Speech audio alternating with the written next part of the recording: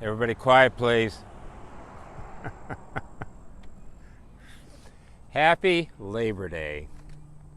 It's hard to believe. When Memorial Day comes around, I think, 3 summer holidays, and here we are at the last one. What does Labor Day mean to you? It used to be, I don't know if it's still the custom, that you're not supposed to wear white after Labor Day. I never understood that.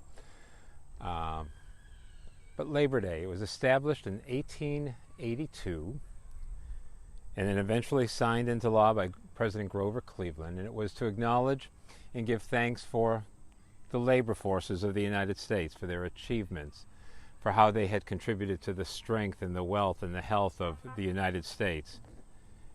It's usually marked by parades.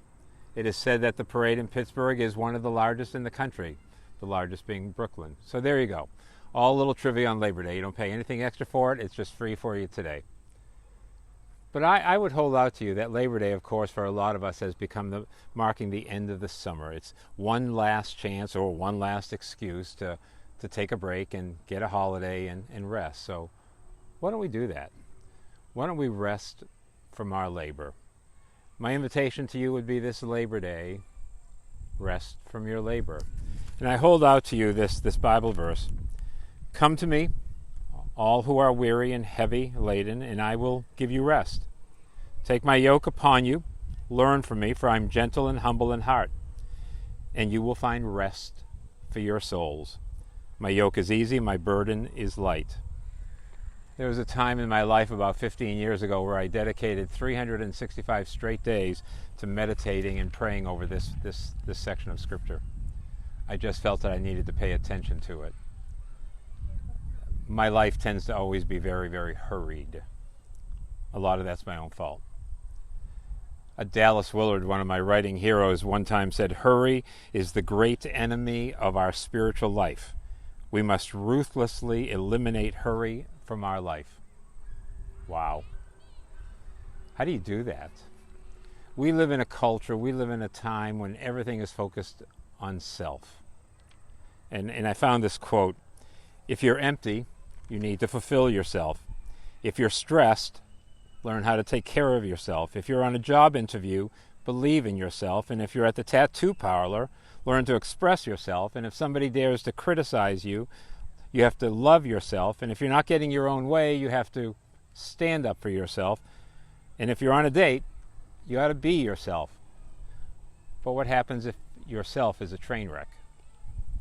What happens if you don't like yourself when you look in the mirror? Then what do you do? And that's the invitation. Come to me, all who are weary and heavy laden. I don't believe Jesus is talking about the heavy ladenness that comes out of laboring with weeding the ground or working in the shop. I think he's talking about a burden, a wearisomeness that goes even deeper.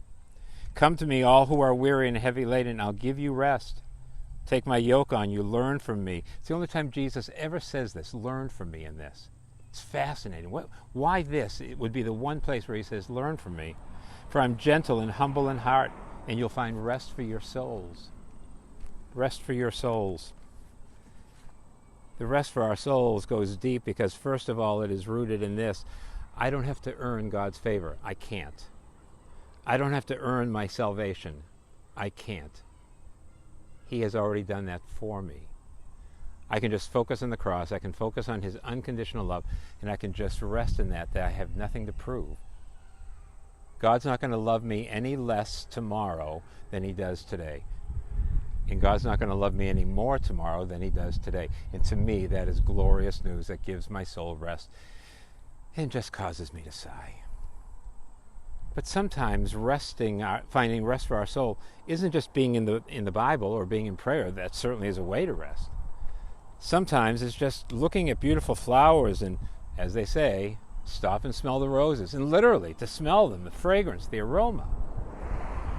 And to recognize that when you pray, the scriptures say that our prayers are like incense, a fragrant aroma to God. That God finds pleasure in our prayers, and that brings rest to my soul. And so, dear ones, I would just suggest on Labor Day, this coming Monday, or sometime in the weekend, Just rest.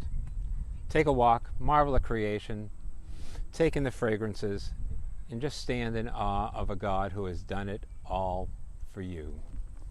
Come unto me, all you that are weary and heavy laden, and I will give you rest for your soul. Happy Labor Day.